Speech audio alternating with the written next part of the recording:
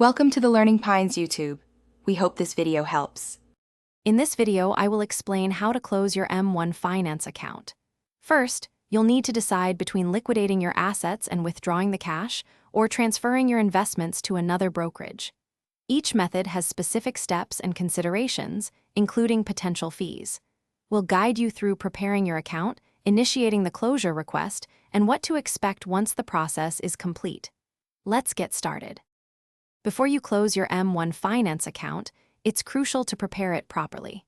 If you choose to liquidate, initiate a withdrawal for the entire account value to your linked bank. M1 will then sell your investments and send the cash. Make sure your account balance is zero and disable any recurring deposits or transfers. If you have an M1 margin loan, ensure it's fully paid off before moving forward.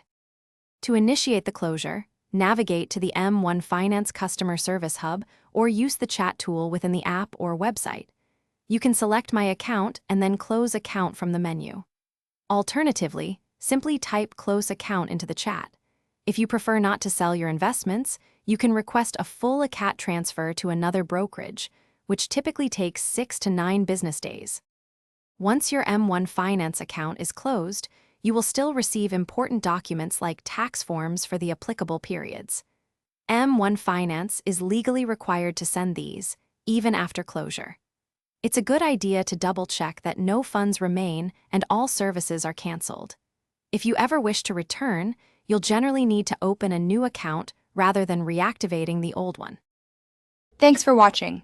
Consider subscribing if we helped you.